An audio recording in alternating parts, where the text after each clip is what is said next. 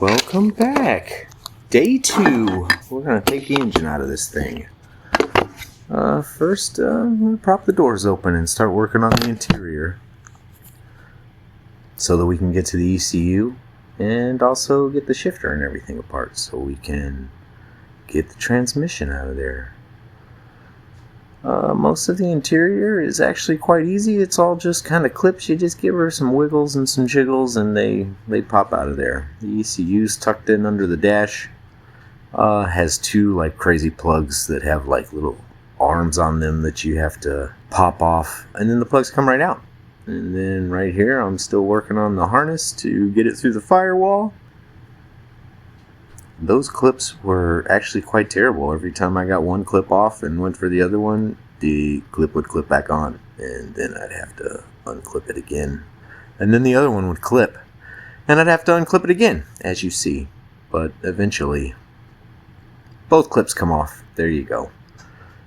That's the power wire to my stereo system in this car. The stereo in this car has a 5-channel amp with actually some pretty nice speakers in the factory locations, but took the radio out of it and put a Bluetooth connector, Bluetooth whatever adapter in there to where it just runs off my phone and it doesn't look like there's a radio, so it looks like a race car. Because I like race cars, and there was the harness. That's really nice because the entire harness and everything, the entire engine, can be pulled out just off of just pulling that harness through the firewall. You don't have to unhook anything else, which is really nice. Now we're working on the center console, trying to get everything off of there real quick, and as usual, just a little wiggle and a jiggle and everything pops out of there. You got some wires holding the gauges in up there, some insulation and some things around the shifter to pull off, more 10mm bolts to take out so that you can get the boot off around the shifter and have a nice big hole for the transmission to fall through when you're pulling it out of the car. And there's Bob Ross again, just chilling on the mirror.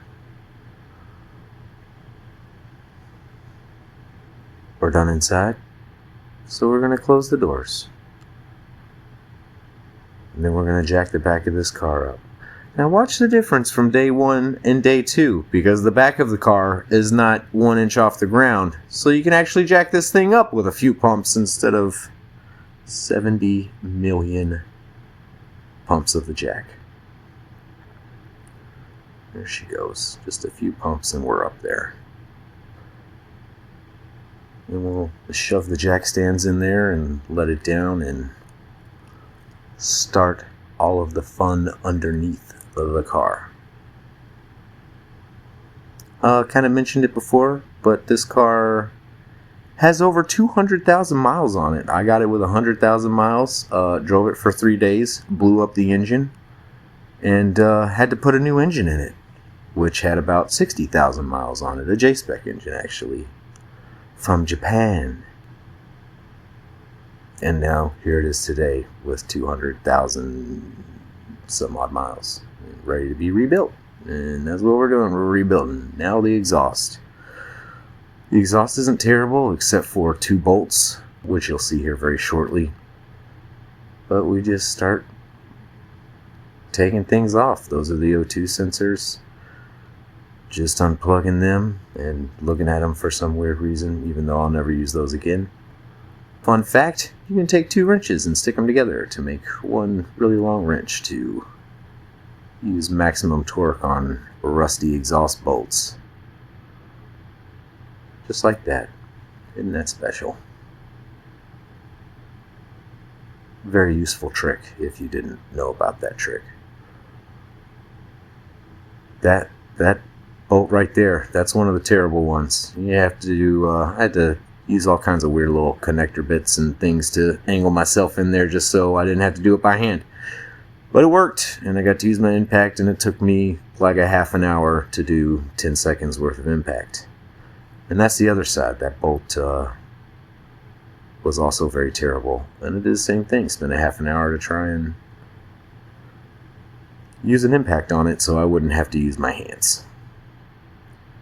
And actually, ultimately, you'll see here in a second, I had to go in through from the top. So if you're doing your exhaust and you have the whole front end of your car ripped off, it is much easier to go in from the top of the car to loosen that bolt, because it's a pain from underneath for sure. And there we are, going at it from the top, and we are going to have a great success. It's going to come out just here in a second. Oh, there it goes. Just muscling it a little bit. Now for the drive shaft. 4 bolts. This is some kind of, I want to say carbon fiber, but it's some kind of fiber drive shaft. So when you're pulling these out of there, be super careful not to rub the drive shaft on anything, because they're like super structurally strong, but like if you scratch them or cut them and stuff, that takes away all their strength, and then they'll explode on you while you're driving and you'll die. Also, when you take the drive shaft out, you're going to leak a lot of transmission fluid if you don't have a transmission plug or something to plug that hole with, and a pan to catch it, which I used a Rubbermaid tote and some plugs from like AutoZone or something, I don't know. That one didn't fit. Nope. This one, not so much either.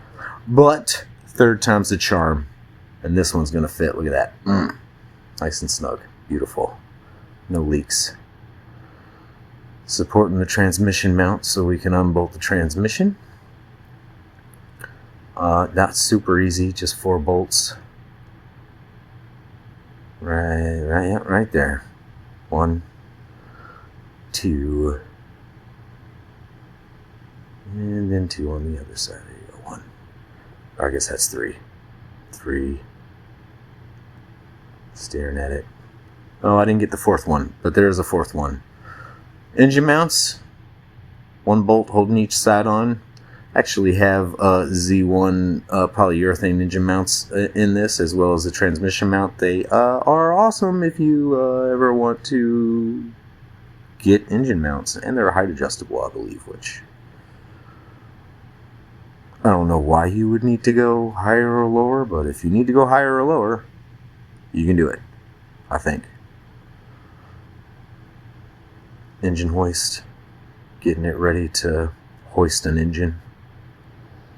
Drag her on over. I will say that I am not using this engine again, so not really overly concerned with how I chain it up to pull it out. So maybe don't do it the way I did it if you're trying to reuse your engine, because I did it on probably some pretty questionable places. You've got several hoses and things to unplug off of this car when you're getting ready to take the engine out. Just kind of the standard stuff like heater hoses. You'll have 2 hoses for your heater lines. Fuel lines. There's vacuum lines that'll run back to your charcoal canister that you'll have to unhook right there. I think that's what I'm doing right now, just popping that hose off there. I believe that's really it on that side. Fuel line, charcoal canister, heater hoses. Now we'll pull off the intake. See you later. Never gonna have that again. Come on. Come out of there. It goes. And over here you'll have a few lines to work on. AC lines. My AC was never worked on, or my AC never worked from even when I had the car before. So when I put the new engine in, I didn't even hook any of it up. This is just kind of all the remnant pieces of it that I never took out, which we're going to take out this time and make it a full-on race car. But that's all we're doing. Unbolting some bolts, taking this engine cover off so that we can find a place to actually hoist this engine up.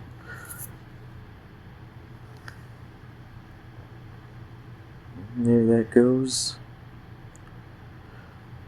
That was like the only hole I could find in the front of the engine, so seemed like a pretty legit place to me. But that is where all the timing stuff is, so if you crack something in there, you're not gonna have a great day. But like I said, I don't care if I break it.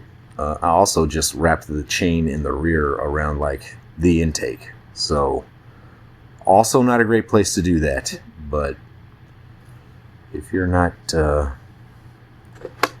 caring too much like I'm not, then you'll be fine. We're all hooked up. Give her a couple pumps here, nice and tight. Start taking some of the weight of that engine off the car.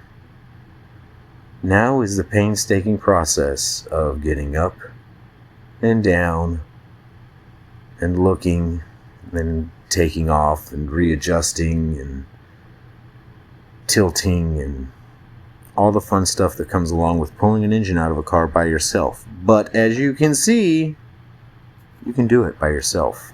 You can build an entire car by yourself. I'm going to show you. It just takes some stupidity and some effort, really. Just checking everything out underneath, making sure I got everything out. I think I actually forgot like the slave cylinder for the clutch down there, which is 10 millimeter bolts. Just take them off, pop it off. Just making sure the shifter and everything's going to fall through the transmission hole like it should.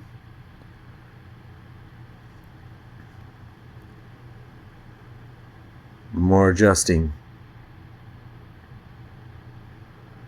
More checking. Yep, checking some more. Yep, there's that. Nope, something's holding it up. Wonder what that is. If you watched for day one, you will know about the power steering lines and how terrible they were. Well, guess what? They're back again. The power steering lines are holding the engine up. So, get these power steering lines off and oh, she's coming out. She's coming out. We're just checking, making sure we're good. It looks like the power steering lines yet again held us up a little bit. Wondering why it's hanging, dangling loose in there, but it won't pull out.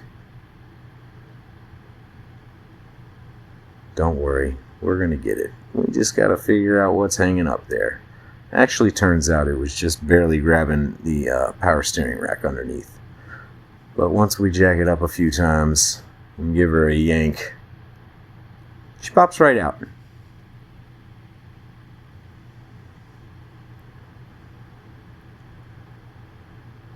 Not really sure why I let it down there.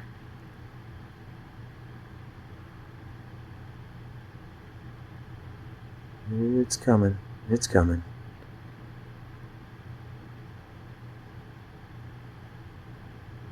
Oh yeah.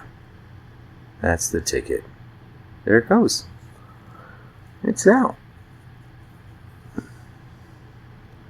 Now we'll get this whole contraption in a nice safe place and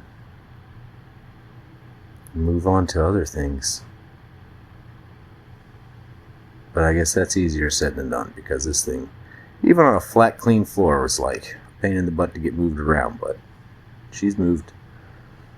And we'll spin it around and drop it down.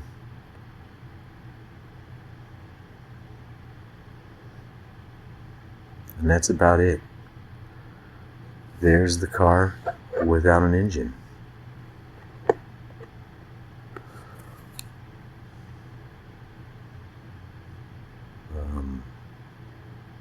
Right there. Yep, there's the car without an engine. Nice big hole. Waiting for something new. But that's it. Hope you guys have yourselves a wonderful day.